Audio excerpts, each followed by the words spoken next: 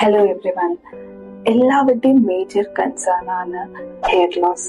അപ്പോൾ ഇന്ന് ഞാൻ ഡിസ്കസ് ചെയ്യുന്നത് കുറച്ച് റീസൺസ്, ഹെയർ ലോസിന്റെ കുറച്ച് റീസൺസ് ആണ് ഞാൻ ഡിസ്കസ് ചെയ്യുന്നത്. ഫസ്റ്റ് ആൻഡ് ഫോർമോസ്റ്റ് സ്ട്രെസ് ആണ്.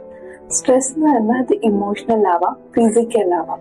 അപ്പൊ ഇതുകൊണ്ട് നമുക്ക് കുറച്ച് ഹെയർ ലോസ് ഉണ്ടാവാൻ ചാൻസ് ഉണ്ട്. സെക്കൻഡ് ആണ് ന്യൂട്രീഷണൽ ഡെഫിഷ്യൻസി.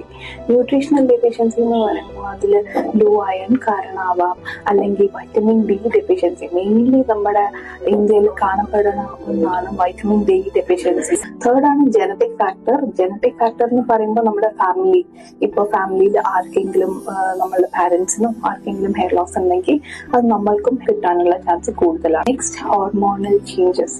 അതിൽ എന്തൊക്കെയാന്ന് വരുന്നത് വെച്ചാൽ PCOS, പിന്നെ തൈറോയിഡ് ഇംബാലൻസ്, പിന്നെ പോസ്റ്റ് പ്രഗ്നൻസി ഷിഫ്റ്റ്, അങ്ങനത്തെ കാര്യങ്ങളൊക്കെ നമ്മളൊന്ന് നോക്കണം. ഇൻ കേസ് അങ്ങനത്തെ എന്തെങ്കിലും ബുദ്ധിമുട്ടുണ്ട് എന്നുണ്ടെങ്കിൽ നമുക്ക് അതിൻ്റെതായ സ്പെസിഫിക് ട്രീറ്റ്മെന്റ് എടുക്കണം. പിന്നെ നെക്സ്റ്റ് ആണ് നമ്മുടെ വാട്ടർ. നമ്മൾ ഹാർഡ് വാട്ടർ യൂസ് ചെയ്യണ്ടെങ്കിൽ നമുക്ക് എക്സസ് ആയിട്ട് ഹെയർ ഫോൾ ഉണ്ടാവും.